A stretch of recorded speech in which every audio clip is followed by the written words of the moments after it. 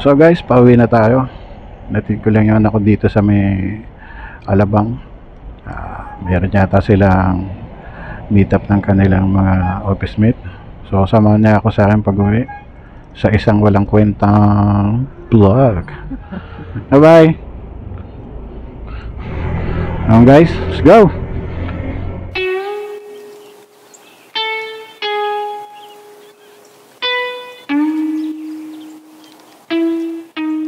So yun guys, yun ko na yung anak ko, na drop by ko na. Kasi kanina along the way dapat sa BGC kami. So nandito parang kami sa may Eva kung Paranaque. Nag-message sa kanya yung boss niya na ang kanilang meetup ay sa dito na lang sa Alabang. So ang ginawa ko, doon ako dumaan sa Sukat Road. Total lang, doon na rin naman kami. Tsaka mas mabilis ng konti. Medyo naipit lang tayo sa West Service Road approaching Alabang. Ayun. Kaya medyo hindi tayo pagod ngayon. Malapit-lapit yung ating biyahe. Hindi tayo pumunta ng BGC.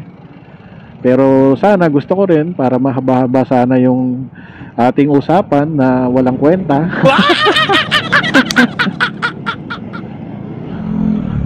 So nga pala, congratulations kay MotoGP.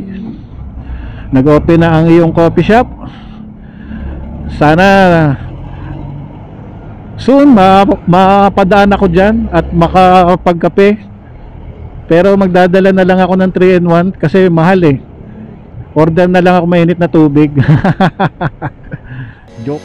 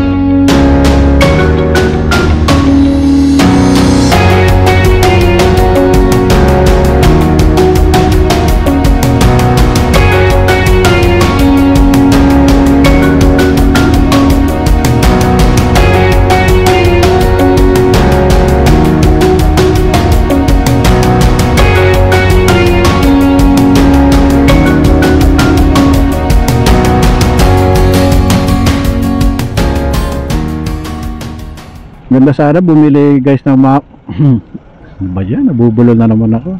Ganda sana bumili ng mga mamahaling jersey. Kaya lang can't afford si short ride.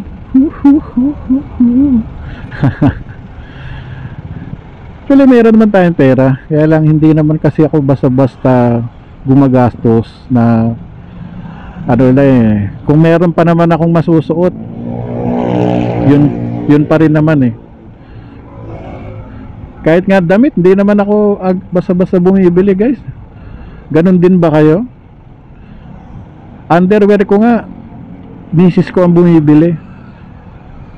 Kahit nung binata pa ako, ang bumibili ng underwear ko ay nanay ko. So ang misis ko ang pumalit sa nanay ko, siya ang bumibili ng underwear ko. T-shirt, shorts, ganyan. Kasi ako mismo guys, hindi ako mahilig magbibili ng kung ano-ano. Kaya pupunta ako na mall, maniningin lang ako, pero bahala na kung yun ay babalikan ko pag nagustuhan ko siya talaga. Yan, saka ako pa lang siya bibilin. Kaya kasi basta-basta nagpapakawala ng pera, tapos sa bandang huli magsisisi ka na hindi ka nagandahan. Yun, parang yung ex mo. Kaya mo siya iniwan dahil di ka nagandahan. Anong kailangan kong gawin?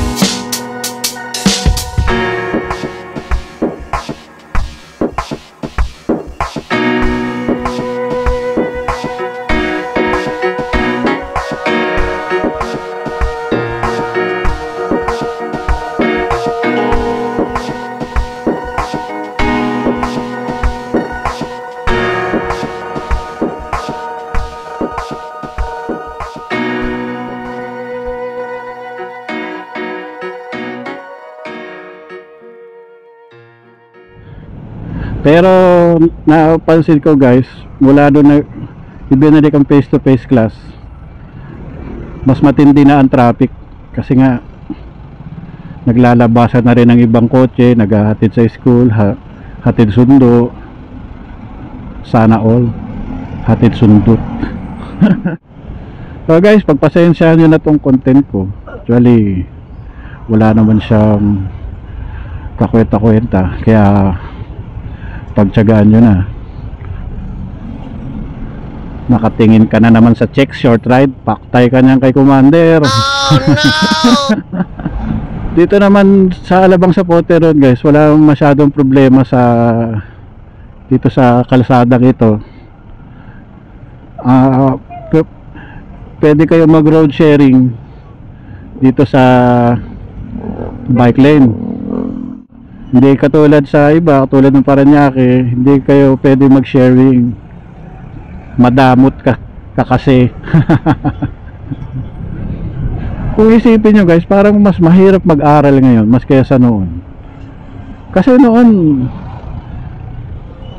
noon yung ibang kasing edad ko, di ba? Hanggang ano lang tayo. Mula grade 1 hanggang grade 6, tapos first year high school to fourth year high school, tapos college ka na. Di ba? Ngayon hindi. Parang Japan ang Pilipinas eh. Ang dami pinagdadaanan eh.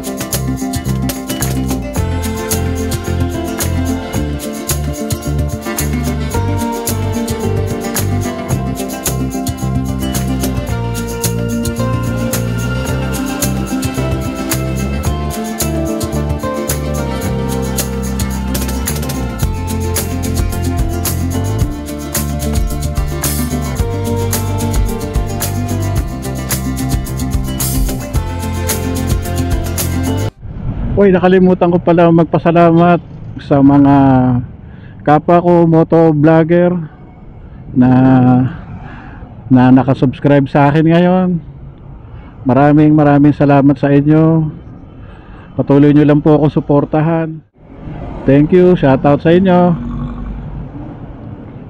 So hataw muna tayo.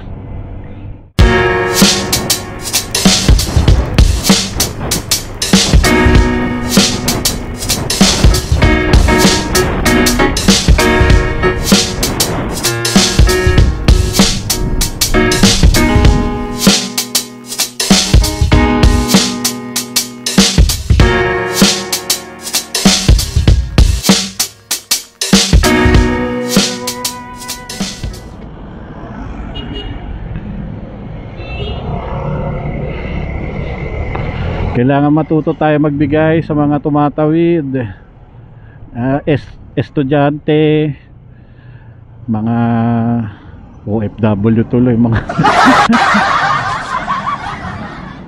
mga senior citizen, yan, buntis o ano, kahit anong klase.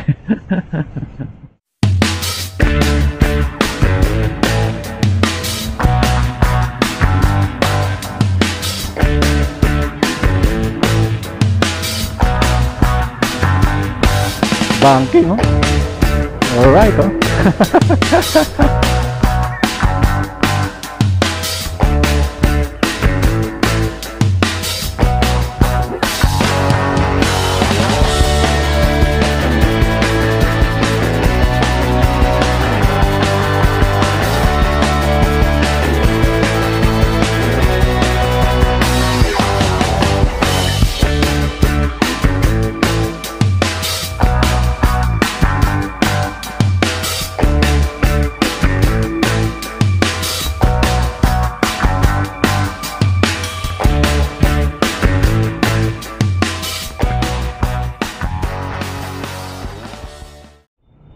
No parking, don't block the... Sana tinanggal na niya yung parking.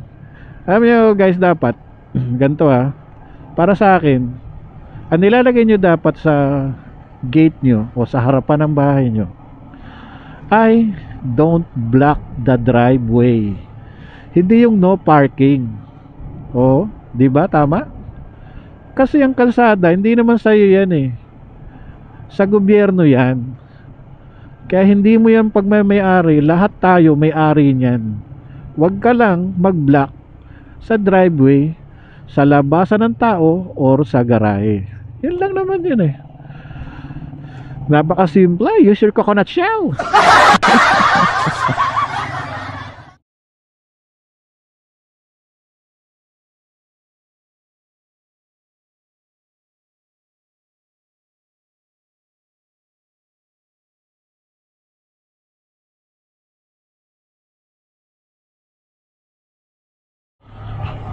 And guys, maraming salamat kung sinamahan nyo man ako o hindi.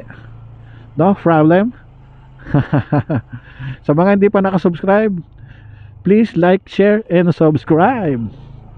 So guys, huwag nyo kalilimutan magdala ng alcohol, ng face mask, at syempre lagi nyo tatandaan, eyes on the road, not on the legs. Peace out, brother.